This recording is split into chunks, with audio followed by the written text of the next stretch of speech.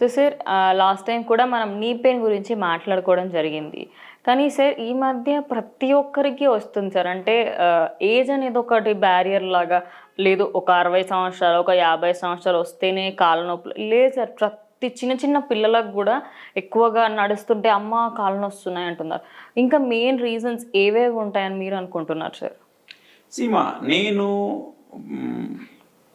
అంటే మన ప్రేక్షకులకు సరిగ్గా నా కొన్ని సందర్భాలు నేను కనెక్ట్ కాకపోవచ్చు. ఎందుకంటే నా చాలా వీడియోస్ నా పాయింట్ ఒకటే ఉంటుంది. ఎందుకంటే natural way of living or ancient way of living అంటే మన పూర్వీకులు ఏ విధంగా బ్రతికారో ఆ విధంగా బ్రతికితే ఇప్పుడున్న చాలా సమస్యలు మన దరిదాపులకు రావమ్మా. అంటే మీకు ఇప్పుడు మనం నీ పెయిన్ అనుకున్నాం కాబట్టి నీ పెయిన్ దృష్టి చెప్తాను నేను. మన పూర్వీకులు ఒకప్పుడు చూడండమ్మా, మీ పూర్వీకులైనా నా పూర్వీకులైనా సరే ఎక్కువ హార్డ్ వర్క్ చేసేవాళ్ళు, రైట్? ప్రతిదీ వాళ్ళు వాళ్ళ పనులు వాళ్ళే చేసుకునేవాళ్ళు, అవునా? ఇప్పుడు అలా లేదు. మనకు చాలా కంఫర్ట్ వచ్చింది. అంటే మనం నీని కరెక్ట్గా వాడట్లేదు. సో ఎప్పుడైనా సరే మీరు కొత్త బ్రాండెడ్ కారు మంచి కంపెనీ తీసుకోండి, అసలు వాడకుండా ఉండండి. ఇంకో మామూలు కంపెనీ కార్ తీసుకోండి, రెగ్యులర్ వాడండి. సో మీరు ఒక 2-3 years తర్వాత చూస్తే మీరు బ్రాండెడ్ కంపెనీ అయినా సరే అది మీరు వాడినందుకు రిపేర్ వస్తుంది. అట్లాగా మనము మోకాల్ని కరెక్ట్ పద్ధతిలో వాడలేదమ్మా.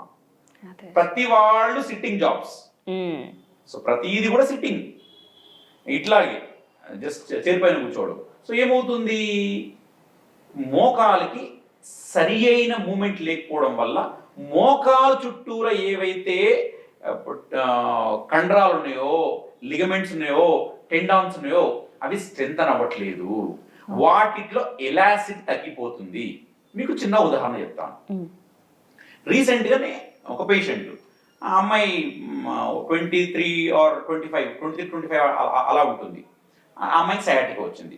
సో డాక్టర్స్ ఏం చెప్పారు, రెస్ట్లో ఉండమని చెప్పారు. ఆల్మోస్ట్ 1.5 years నుంచి రెస్ట్లో ఉంటుంది. నా దగ్గర రీసెంట్గా వచ్చింది. సో రీసెంట్గా వచ్చినప్పుడు ఆ అమ్మాయిని ఎగ్జామిన్ చేస్తే ఆ అమ్మాయిని ఇట్లా పడుకొని ఇట్లా కాళ్ళు వెనక్కి అనమంటే ఆల్మోస్ట్ ఇంతవరకు 90 degrees వరకు అంటుంది. యాక్చువల్గా ఇక్కడ రావాలి. ఎందుకు? ఈ పెయిన్ రావడం వల్ల అమ్మాయి ఓన్లీ జస్ట్ కూర్చుంటుంది, పడుకుంటుంది, అంతే. ఇంకా వేరే ఏం వర్క్ చేయట్లేదు. కొద్దిపాటు ఎక్సర్సైజ్ చేస్తుంది.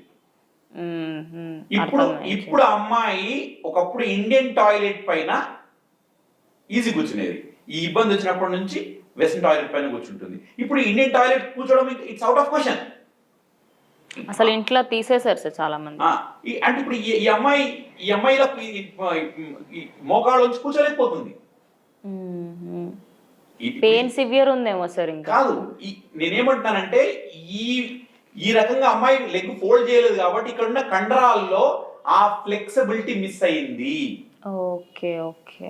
నేను ఒక పేషెంట్ చూసానమ్మా నరసాపురంలో. తనకు పక్షవాతం వచ్చింది, పెద్ద ఆయన. సో ఇలా ఈ హ్యాండ్కి వచ్చింది కాబట్టి ఇలా పెట్టుకున్నాడు. అట్లా 2-3 years ఇంకేమన్నా ఆయన చేయి తీయమంటే ఇంట్లో వాళ్ళని కసుకునేవాడంట. వాళ్ళు ఏమనలేరు, ఇట్లా పెట్టుకున్నాడు. ఈ బాడీకి హ్యాండ్ టచ్ అయింది. ఇంకా ఆయన ఇట్లా అనలేడు. నేనేమంటే టచ్ అయిపోయింది. అదే ఈ రెండింటి మధ్యలో గ్యాప్ ఏం లేదు, రెండు అతుకపోయినాయి. ఆయనకి ఇంకా ఏదో వేరే అనిపిస్తుందేమో తీసేస్తే. ఇంకా ఇటు తీయలేడు. నేనేమంటున్నానంటే ఇది కంప్లీట్ అతుక్కుపోయింది, ఇంకా మిక్స్ అయిపోయినాయి. నేను అడిగాను, అట్లనే మీరు ఊరుకుంటే మరి ఆయన స్నానం చేపించినప్పుడు కూడా ఇట్లా తీసేవాడు కదా సార్, ఏమన్నా తీయమంటే కసుకునేవాడు.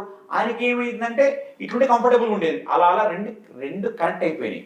నేను ఏం చెప్తున్నానంటే ఇది సపరేట్ ఛాతీ, ఇది హ్యాండ్ సపరేటు, ఇలా రెగ్యులర్ పెట్టుకోవడం వల్ల రెండు అతుకుపోయినాయి.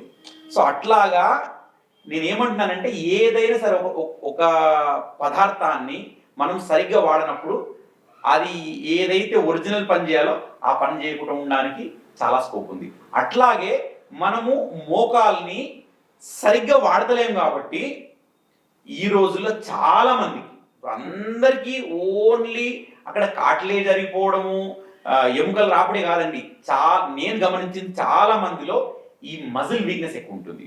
ఎస్, కాట్లే జరిగిపోవడము, సైనోవియల్ ఫ్లూయిడ్ తగ్గిపోవడము, ఓకే, నెక్స్ట్ ఆ రెండు ఎముకల మధ్యలో గ్యాప్ తగ్గిపోవడము, ఇవన్నీ ఎస్, ఇవన్నీ వీటితో పాటు నేనేమంటున్నానంటే చాలామంది ఫోకస్ చేయింది, నేనేం ఫోకస్ చేయాలనుకుంటున్నానంటే ఇక్కడ ఉన్న మోకాలు చుట్టూ ఉన్న కండరాలలో వీక్నెస్ ఏర్పడుతుంది. ఎంతైతే ఫ్లెక్సిబిలిటీ ఉండాలో అంత ఫ్లెక్సిబిలిటీ ఉండడం లేదు. ఎందుకు? మనం మోకాల్ని అన్ని యాంగిల్స్లో వాడుకోవట్లేదు మనము.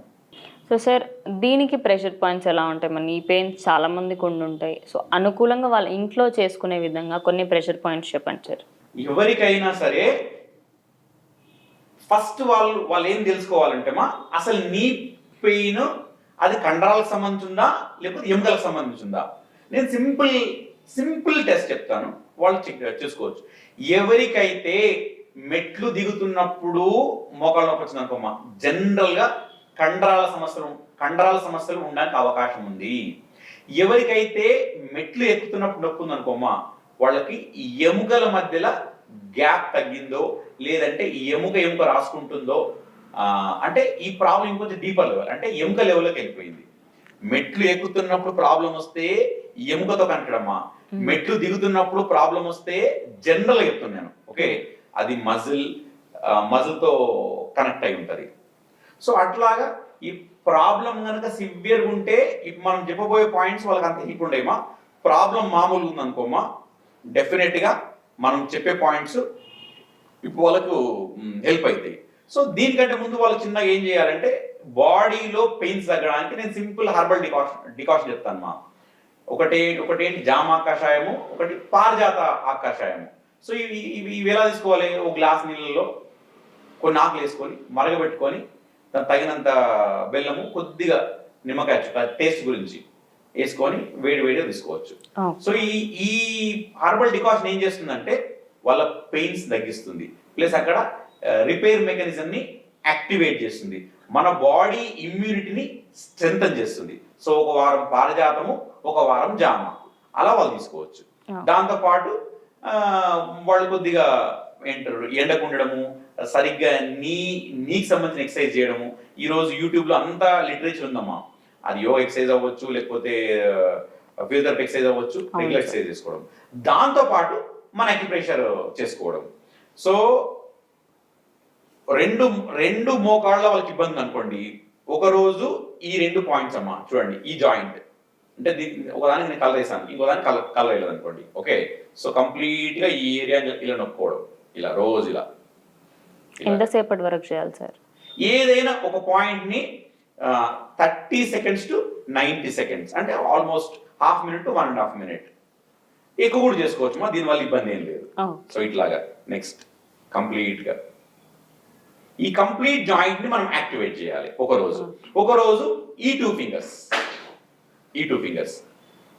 లో ఈ మిడిల్ జాయింట్ ఇలాగా కంప్లీట్ గా. నెక్స్ట్ ఇలాగా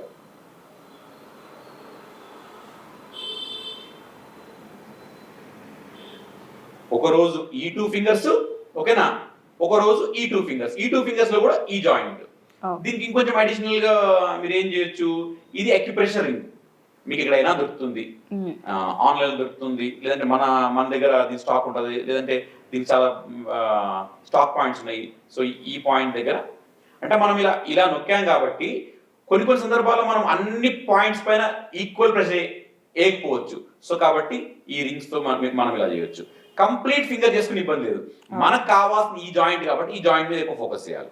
స్లోగా ఇలా ఫాస్ట్ చేస్తే ఇక్కడ స్కిన్ రప్చర్ అయ్యే అవకాశం ఉంది. సో కాబట్టి slowly to and fro slowly to and fro అయిపోయింది. నెక్స్ట్ మళ్ళీ చూడండి, ఈ రింగ్ ఇలా లాగకూడదు, అప్పుడు దీనిలో ఉన్న ఎలాస్టిక్ తగ్గిపోతుంది. దీన్నే మామూలు ఇలా ఎక్కించండి, చూడండి స్లోగా టు అండ్ ఫ్రో అయిపోయింది. ఒకరోజు 3 పూటలు చేసుకోవచ్చు, 4 పూటలు చేసుకుని ఇబ్బంది లేదు. మళ్ళీ అట్లాగే ఇంకో రోజు. సార్ లేదు సార్ మాకు ఓపిక ఉంది, 2 ఒకే రోజు చేస్తాము, ఈ ఫింగరు నెక్స్ట్ ఈ ఫింగర్ చేసుకోవచ్చు, ఇబ్బంది ఏం లేదు. ఇలా చేసుకోవచ్చు, ఓకేనా. నెక్స్ట్ ఈ ఫింగర్ చేసుకోవచ్చు, ఈ ఫింగర్ చేసుకోవచ్చు, ఇలా చేసుకోవచ్చు అమ్మా. సో సార్ మీ దగ్గరికి వచ్చే పేషెంట్స్కి ఎలాంటి ట్రీట్మెంట్ అవైలబుల్ ఉంది సార్? సీమా కొంచెం మోకాలు నొప్పి ఇట్స్ కాంప్లికేట్ ప్రాబ్లం, ఎందుకంటే మన బాడీ వెయిట్ మొత్తము మోకాల పైన అవును సార్, ఉంటుందమ్మా. నిజంగా. సో కాబట్టి వాళ్ళకి కొంచెం లావు ఉన్న వాళ్ళకి అనుకోండి, ఫస్ట్ మనం ఏం చేస్తామంటే కొంచెం వెయిట్ తగ్గడానికి ఎక్కువ ఫోకస్ చేస్తాము. ఓకే, అట్లాగా ఒకవేళ అది మజిల్ ప్రాబ్లం అనుకోండి, ఎక్సర్సైజ్ మీద ఎక్కువ ఫోకస్ చేస్తాము, లేదా మసాజ్ మీద ఎక్కువ ఫోకస్ చేస్తాము, కప్పింగ్ మీద ఎక్కువ ఫోకస్ చేస్తాము. బికాస్ ఆ మజిల్ స్ట్రెంత్ కావాలి కాబట్టి. అది బోన్ లెవెల్ ఉందనుకోండి, సో దానికి ఆక్యుపంక్చర్ మీద ఎక్కువ ఫోకస్ చేస్తాము, హర్బల్ మెడిసిన్ మీద ఎక్కువ ఫోకస్ చేస్తాము. అంటే వాళ్ళకున్న సమస్య ప్రకారంగా మనం ట్రీట్మెంట్ డిజైన్ చేస్తాము. బట్ జనరల్గా వాళ్ళకి ఇక్కడ మనము నీ మ్యానిపులేషన్ అంటే కైరోప్రాక్టిక్ ఆస్టియోపతి, అంటే ఆస్టియోపతి ట్రీట్మెంట్స్ అంటే అది ఏదైతే అలైన్మెంట్ కరెక్ట్ అలైన్మెంట్ లేదో ఆ అలైన్మెంట్ తీసుకురావడము, మళ్ళీ ఆ ఏదైతే మజిల్ ఫ్లెక్సిబిలిటీ ఒకవేళ తగ్గిందనుకోండి ఆ మజిల్ ఫ్లెక్సిబిలిటీ పెంచేలాగా, అక్కడ ఒకవేళ సైనోవియల్ ఫ్లూయిడ్ కానీ సైనోవియల్ మెంబ్రెయిన్ కానీ ఓకే అవి ఒకవేళ వీక్ అయిన అనుకోండి వాటిని స్ట్రెంథన్ చేసే విధంగా. So acupuncture, chiropractic, osteopathy, next cupping, herbal medicine, వీటన్నిటి ద్వారా మనం బలమైన వాళ్ళకి పరిష్కారం ఇవ్వచ్చమ్మా.